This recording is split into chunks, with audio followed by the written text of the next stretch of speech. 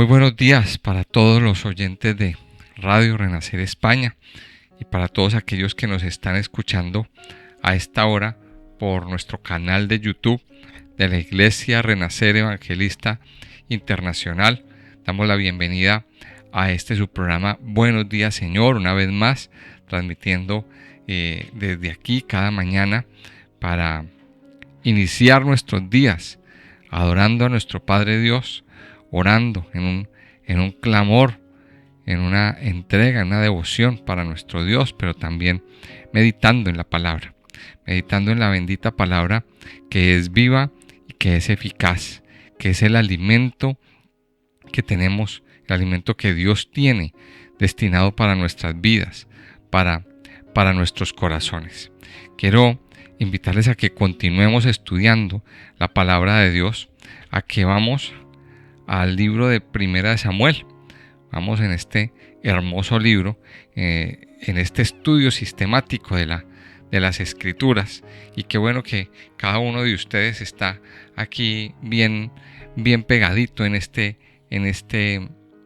estos estudios, que poco a poco vamos avanzando y estudiando las Escrituras, porque de eso se trata, de estudiar las Escrituras cada día para extraer de ellas pues lo mejor, lo que Dios tiene para cada uno de nosotros. Habíamos visto entonces que durante la época de los jueces pues sucedía una época recurrente, una época pues muy terrible para el pueblo de Israel. Vemos como el pueblo estaba descontrolado, cada uno hacía lo que bien le parecía, había mucho pecado, mucho desorden, en fin, esa época se caracterizaba mucho por el desorden. Y vimos cómo terminó el libro de los jueces y comenzó el libro de Primera de Samuel, pues prácticamente igual. Y vimos que en este libro al comenzar se levanta un juez, un último juez, que es Samuel. Samuel es el último juez. Y la cosa siguió igual, siguió avanzando. Vimos el episodio con los hijos de Elí, cómo fue pues muy dramático, que el arca del pacto cayó en manos de los filisteos. Muere Elí, mueren sus hijos, se toman la ciudad de Silo, esa ciudad queda destruida y el arca del pacto, el objeto más sagrado para Israel, pues queda en manos del enemigo. Queda tremendo caos. Bueno, vemos después cómo de una forma milagrosa el arca es devuelta y se fortalece la figura de Samuel. La figura de Samuel como autoridad, como representante de Dios, como profeta. Y vemos cómo Dios actuaba de una forma muy contundente y muy especial a través de Samuel. Pero vemos que en el capítulo 8 sucede un hecho que cambia el contexto de todas las cosas y da el inicio para una nueva etapa en el pueblo de Israel. Se acaba la época de los jueces y empieza una nueva etapa. En el capítulo 8 vemos cómo el pueblo pidió un rey y al pedir un rey pues estaban rechazando al Señor. Estaban rechazando al Señor. Ellos dijeron simplemente es que queremos ser como todas las naciones de la tierra. Se les olvidó lo que dice en Deuteronomio 7:6, donde el Señor le dijo al pueblo que tú eres un pueblo santo para Jehová. Jehová te ha escogido para hacerle un pueblo especial. Se les olvidó eso. Se les olvidó esa palabra de Dios. Entonces, pues sí. Dios les dice, listo, el pueblo está pidiendo un rey, pues vamos a darle un rey, pero le dice a Samuel, adviértale qué va a pasar con ese rey. Adviértale lo que sucede cuando ponen sus esperanzas en los hombres y no en Dios. Y efectivamente Dios les da una serie de advertencias y procede Dios a escoger el rey. O sea, el rey no lo escogieron. No lo escogió el pueblo, no lo escogieron los ancianos, no lo escogió Samuel.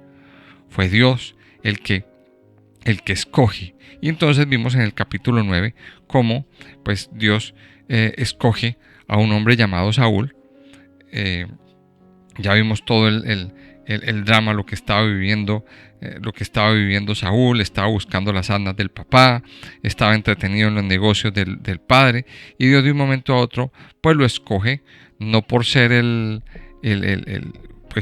más grande, el más elocuente. Era más bien un hombre temeroso, un hombre sencillo. Dios escoge a Saúl. Ahora, ¿cuál era el propósito de esa escogencia? Esa es la pregunta. El propósito de esa escogencia, de parte de Dios, era demostrarle al pueblo que estaban equivocados. Demostrarle al pueblo que estaban poniendo sus ojos, o que estaban desviando su camino, y estaban poniendo sus ojos en los hombres que son débiles. Ya más adelante vemos tremendo fracaso de lo que fue la monarquía o el gobierno de este hombre, de Saúl. Pero Dios lo escogió. Dios de alguna manera quiso escogerlo y quiso empezar un proceso con Saúl. Quiso iniciar un proceso con él. Y vemos ahí que él estaba buscando las asnas. Él fue y se les ocurrió la idea, me imagino que también esto venía de Dios, de ir a buscar a Samuel, de preguntarle a Samuel dónde estaban las asnas, y allí se encuentran con el propósito de Dios. Y esto aquí vemos revelado lo que nos pasa a nosotros como en nuestro llamado. Cuando nos encontramos con el Señor, estamos entretenidos en muchas cosas, pero de alguna manera llegamos a los pies del Señor. Y el Señor empieza a mostrarnos y a hablarnos de una forma diferente, a mostrarnos un camino que no habíamos, o por el que nunca habíamos transitado, por el que nunca habíamos ido en ningún momento en nuestra vida. Y empieza a mostrarnos algo diferente. Dice el capítulo 10, dice así: tomando entonces Samuel una redoma de aceite, la derramó sobre su cabeza y lo besó, y le dijo: ¿no te ha ungido Jehová por príncipe sobre su pueblo Israel? Hoy, después que te hayas apartado de mí, hallarás 2 hombres junto al sepulcro de Raquel, en el territorio de Benjamín, en Selsa, los cuales te dirán: las asnas que habías ido a buscar se han hallado. Tu padre ha dejado ya de inquietarse por las asnas y está afligido por vosotros, diciendo: ¿qué haré acerca de mi hijo? Y luego que de allí sigas más adelante y llegues a la encina de Tabor, te saldrán al encuentro 3 hombres que suben a Dios en Betel, llevando uno 3 cabritos, otro 3 tortas de pan, y el tercero una vasija de vino, los cuales, luego que te hayan saludado, te darán 2 panes, los que tomarás de mano de ellos. Después de esto llegarás al collado de Dios, donde está la guarnición de los filisteos, y cuando entres allá en la ciudad encontrarás una compañía de profetas que descienden del lugar alto, y delante de ellos salterio, pandero, flauta y arpa, y ellos profetizando. Entonces el Espíritu de Jehová vendrá sobre ti con poder, y profetizarás con ellos, y serás mudado en otro hombre. Y cuando te hayan sucedido estas señales, haz lo que te viniere a la mano, porque Dios está contigo. Luego bajarás delante de mí a Gilgal. Entonces descenderé yo a ti para ofrecer holocaustos y sacrificar ofrendas de paz. Espera 7 días hasta que yo venga a ti y te enseñe lo que has de hacer. Aconteció luego que al volver él la espalda para apartarse de Samuel, le mudó Dios su corazón. Y todas estas señales acontecieron en aquel día. Cuando llegaron allá, al collado, he aquí la compañía de los profetas que venía a encontrarse con él, y el Espíritu de Dios vino sobre él con poder, y profetizó con ellos. Y aconteció que cuando todos los que le conocían antes vieron que profetizaba con los profetas, el pueblo decía el uno al otro: ¿qué le ha sucedido al hijo de Cis? ¿Saúl también entre los profetas? Y alguno de allí respondió diciendo: ¿y quién es el padre de ellos? Por esta causa se hizo proverbio: también Saúl entre los profetas. Y cesó de profetizar, y llegó al lugar alto. Y un tío de Saúl dijo a él y a su criado: ¿a dónde fuisteis? Y él respondió: a buscar las asnas y como vimos que no parecían, fuimos a Samuel. Y dijo el tío de Saúl: yo te ruego que me declares qué os dijo Samuel. Y Saúl respondió a su tío: nos declaró expresamente que las asnas habían sido halladas, mas del asunto del reino de que Samuel le había hablado no le descubrió nada. Después Samuel convocó al pueblo delante de Jehová en Mizpa y dijo a los hijos de Israel: así ha dicho Jehová, el Dios de Israel: yo saqué a Israel de Egipto y os libré de la mano de los egipcios y de mano de todos los reinos que os afligieron. Pero vosotros habéis desechado hoy a vuestro Dios, que os guarda de todas vuestras aflicciones y angustias, y habéis dicho: no, sino pon rey sobre nosotros. Ahora pues, presentaos delante de Jehová por vuestras tribus y por vuestros millares. Y haciendo Samuel que se acercasen todas las tribus de Israel, fue tomada la tribu de Benjamín, e hizo llegar la tribu de Benjamín por sus familias, y fue tomada la tribu de Matri, y de ella fue tomado Saúl, hijo de Cis. Y le buscaron, pero no fue hallado. Preguntaron pues otra vez a Jehová si aún no había venido allí aquel varón. Y respondió Jehová: he aquí que él está escondido entre el bagaje. Entonces corrieron y lo trajeron de allí, y puesto en medio del pueblo desde los hombros arriba, era más alto que todo el pueblo. Y Samuel dijo a todo el pueblo: ¿habéis visto al que ha elegido Jehová, que no hay semejante a él en todo el pueblo? Entonces el pueblo clamó con alegría diciendo: ¡viva el rey! Samuel recitó luego al pueblo las leyes del reino y las escribió en un libro, el cual guardó delante de Jehová. Y envió Samuel a todo el pueblo, cada uno a su casa. Saúl también se fue a su casa en Gabaa, y fueron con él los hombres de guerra, cuyos corazones Dios había tocado. Pero algunos perversos dijeron: ¿cómo nos ha de salvar éste? Y le tuvieron en poco, y no le trajeron presente, mas él disimuló. Bueno, aquí vemos entonces en este capítulo 10 del libro de Primera de Samuel cómo pues se finiquita la unción del primer rey de Israel. Vemos cómo Dios escogió a un hombre sencillo, a un hombre temeroso. Nos muestra aquí la palabra de Dios, pues que era que era alto, que era un poco guapo también, que tenía su figura, pero que de todos modos pues no tenía mucha credibilidad en medio de la gente, en medio de su propia familia. Pero sin embargo, Dios lo escoge. Dios lo escoge para un fin, para una labor especial. Dios escoge a Samuel, y aquí vemos varios puntos en el proceso que él vivió, y es que él se encuentra con el profeta, ya vimos eso, y él se encuentra con el profeta, y a través del profeta él recibe una serie de instrucciones. El profeta le da una serie de instrucciones y le da unas indicaciones y le dice cosas que le van a pasar, una especie de señales, y le dice: a usted le va a pasar esto y esto y esto y esto, y esos van a ser señales para su vida. Ahora, esto no es adivinación. Ojo, no podemos confundirlo. Porque alguien podría decir: pero eso es lo mismo que hacen los brujos y los hechiceros. No. Ahora, también tenemos que entender una cosa. Anteriormente se mencionó que a Samuel o al profeta era conocido con la palabra de vidente. Era conocido con la palabra de vidente, porque así se le decía al varón de Dios, así se le decía al profeta. Pero aquí tenemos que también entender de que no estamos hablando de brujos ni de hechiceros. Ahora, el diablo muchas veces tiende a generar una confusión de estos conceptos, y no podemos dejarnos confundir. Ahora, recuerde que también por ley Dios había sacado de de la tierra de Israel, todos los hechiceros, todos los brujos, todas las personas que practicaban la adivinación. Esto era profecía.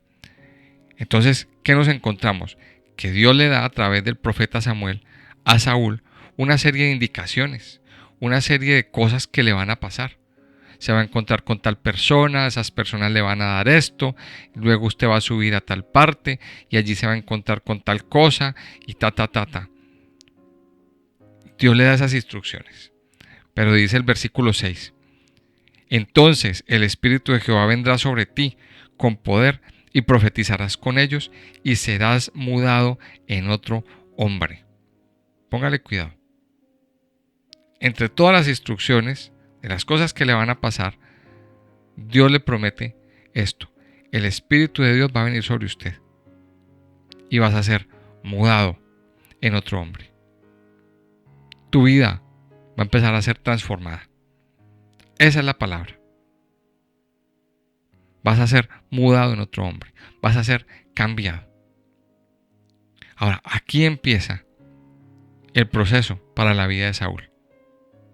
Pero todo esto depende también del corazón y de las decisiones que tome Saúl. Entonces, dependía en parte de la decisión que tome Saúl, que tomara en el momento en que recibiera esto. Ahora, la pregunta que nos hacemos es, ¿de verdad fue convertido Saúl? ¿De verdad Saúl recibió una verdadera conversión en su vida? Porque aquí nos está hablando de eso. Nos está hablando de una conversión. Nos está hablando de que la vida de Saúl cambió. Desafortunadamente, pues tenemos que decir que no. ¿Por qué? Porque nosotros pues ya conocemos lo que sucedió en adelante. Ya muchos hemos leído la historia y ya sabemos que realmente él no fue mudado. Pero entonces, ¿cómo explicamos este punto?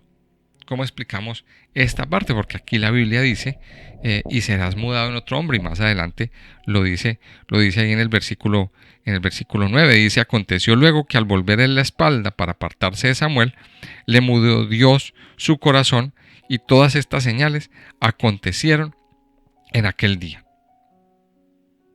Entonces aquí volvemos a preguntarnos, ¿de verdad Saúl tuvo una verdadera conversión? ¿O no? ¿Es garantizada esa conversión? Bueno, aquí lo dice. Dice que fue mudado en otro hombre. Pero parece ser que fue algo emocional. Ahora en la Biblia nos encontramos pues muchas aparentes conversiones. Uno de los casos, pues podríamos decir que fue el caso de Judas, digamos. La Biblia nos dice que todos los discípulos del Señor Jesucristo hicieron milagros. Entonces, si hablamos de que todos los discípulos hicieron milagros y que hicieron cosas grandes, pues Judas también los hizo. Pero miremos cómo terminó. O sea, el hecho es que no había una verdadera conversión. No había un verdadero cambio. Y aquí viene el tema, mis amados hijos. Cuando no entregamos lo que hay en nuestro corazón, pues no se generan verdaderos cambios, no se generan cambios radicales en nuestro interior. Dios quiere mudar el corazón. Dios quiere que el corazón, que las cosas de nuestro interior sean cambiadas, sean transformadas. Esa es la palabra. Dios quiere generar una verdadera transformación. Ese es el propósito de Dios. Generar una verdadera transformación. Pero eso depende, esa verdadera transformación no depende en parte de Dios. Depende de nosotros mismos. Depende de las decisiones que cada uno tome. Aquí vemos cómo, pues Saúl Dios tenía un propósito para Saúl. Ahora había un propósito global de Dios, porque Dios todo lo conoce.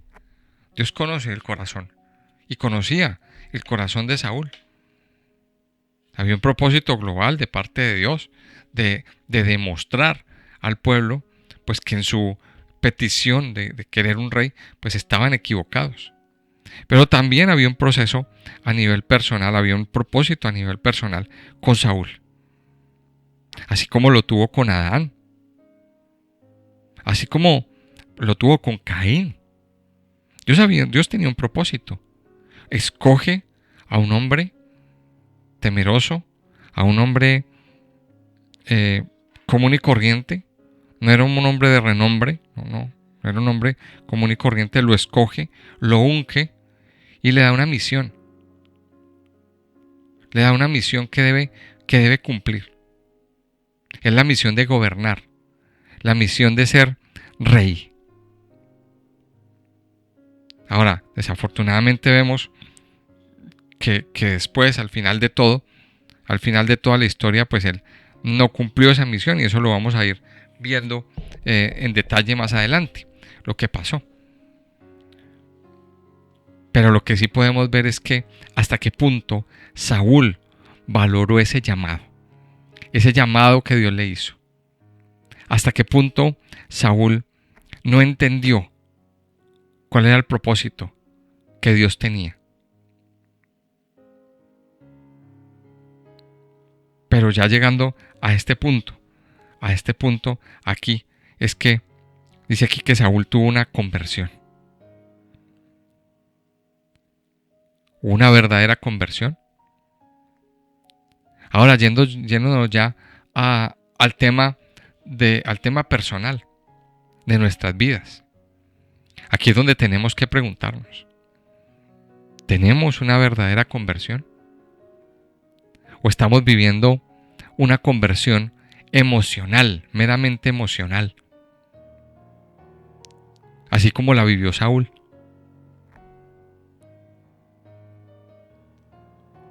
¿O vivimos una conversión meramente emocional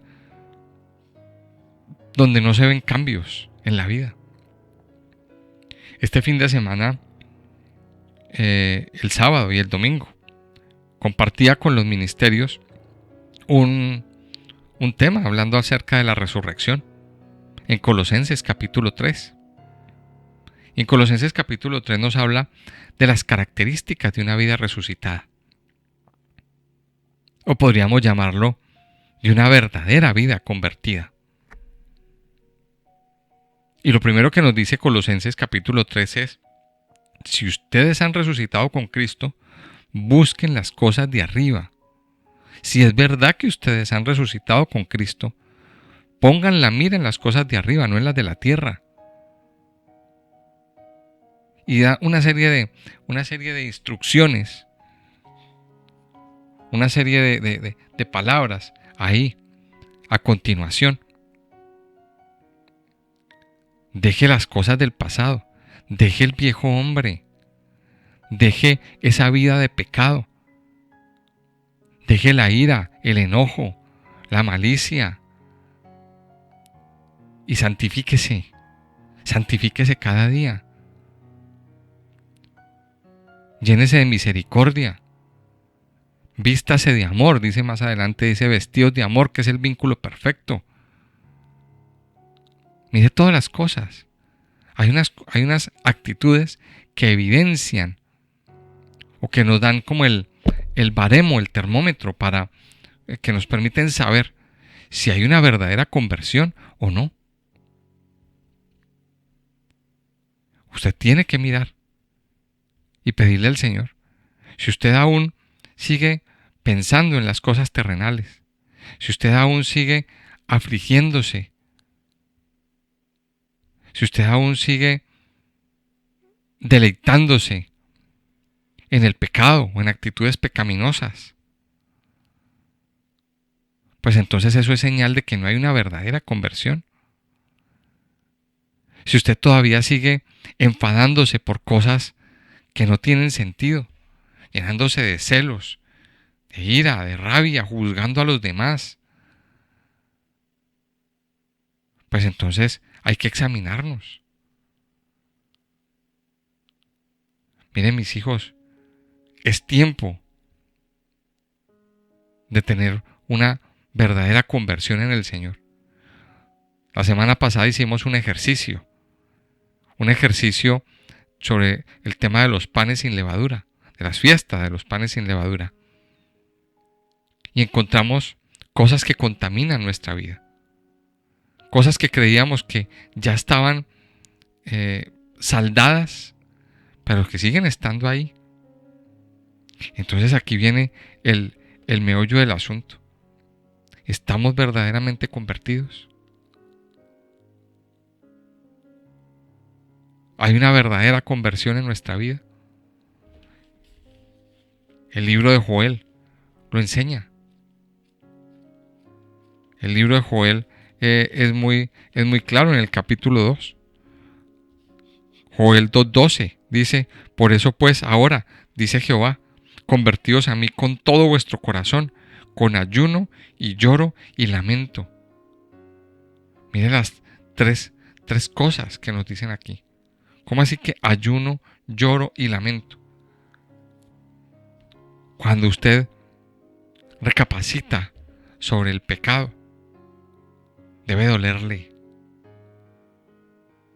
Debe dolerle. Por eso habla de lloro y lamento. Llorar, ¿por qué? Lamentarse, ¿por qué? Por la falla. Lamentarse porque defraudamos. Llorar porque hicimos mal, porque nos equivocamos. Y esto lo que nos está diciendo es que el pecado debe dolernos. Y debe dolernos el hecho de que fallamos, de que hicimos algo que defraudó al Señor. Y tenemos que arreglarlo. Una verdadera conversión se caracteriza por eso. Debe dolernos, amados hijos de Dios. Aquí el Señor, ¿qué nos está pidiendo? Que haya una verdadera conversión en nuestras vidas. Ese es uno de los mensajes. El otro mensaje también tiene que ver con entender, valorar el llamado de Dios. Cada uno ha recibido un llamado. Cada uno, Dios lo ha llamado a ocupar un lugar. ¿Qué tanto estamos valorando ese llamado? ¿O lo estamos menospreciando? ¿O estamos menospreciando el lugar que Dios nos ha dado? Eso lo vamos a ver a lo largo de la tribu de toda la historia de Saúl, perdón. Cómo desafortunadamente Saúl no supo valorar esa escogencia, esa unción. No la supo valorar y no la supo entender. Y aquí, en la medida que vamos avanzando en los capítulos, vamos a ir entendiendo y viendo todo lo que a este hombre le sucedió. A partir de aquí, del reinado de Saúl, empieza una etapa en la historia de Israel, que es la etapa de la monarquía. La etapa de la monarquía, la primera parte. Y a partir de aquí vamos a ver otra historia. Vamos a ver una historia que va evolucionando. Y esto es como un ascenso. O sea, la historia del pueblo de Israel son ascensos y descensos. Y aquí estamos comenzando un ascenso. Yo lo voy a dejar ahí. Estamos comenzando un ascenso que va a llegar a su pico más alto, y de ahí vamos a empezar a ver un descenso vertiginoso, un descenso muy fuerte. Luego va a haber otro ascenso, luego otro descenso y así. Vamos a orar y vamos a terminar este tiempo devocional dándole gracias a nuestro Papá Dios. Amado Señor, yo quiero darte gracias en esta mañana. Gracias por tu amor, por tu misericordia y por tu bondad sobre nuestras vidas, sobre nuestros corazones. Gracias, Padre Dios, porque tú en tu infinita misericordia y amor Nos has escogido, nos has llamado. Has traído nuestras vidas, Señor, desde lugares muy remotos. Y nos has escogido para cosas grandes y muy especiales. Yo quiero pedirte en esta mañana, amado Padre, que derrames de tu gracia y de tu amor sobre nosotros. No somos los mejores, no somos los más estudiados, los más eruditos, pero tú de alguna manera has escogido nuestras vidas, Señor, y nos muestras un propósito. Tienes un propósito para cada uno de nosotros. Padre Dios, hoy queremos que nos permitas entender cuál es el propósito que tú tienes para con esta escogencia. Nos has escogido, nos has traído, Señor, a este lugar. Padre, tu palabra dice que el que comenzó en vosotros la buena obra, la perfeccionará hasta el día de Jesucristo. Padre, tú conoces nuestras debilidades. Tú conoces que no somos los mejores, que no somos los más estudiados. Pero aquí estamos, Padre. Ayúdanos, amado Señor, a cumplir ese propósito para el cual tú nos has llamado, Señor. Ayúdanos a entender por qué nos has llamado, para qué nos has llamado, para qué estamos aquí. Pero sobre todo, permite que en nuestro corazón haya una verdadera conversión, Señor.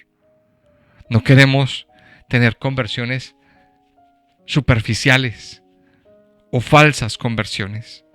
Amado Señor, no queremos vivir una falsa conversión en nuestras vidas. Queremos pedirte, mi Señor, que transformes todo nuestro ser, que nos permita ser mudados en otro hombre, en otra mujer. Permítenos, Señor, que nuestro carácter, que nuestro ser interior sea mudado en otro hombre, que tu Espíritu toque permanentemente nuestras vidas y que nuestra vida esté permanentemente en tu presencia, mi Señor. Padre Santo y Poderoso, trae a tu pueblo, Señor, a tu iglesia, una verdadera conversión.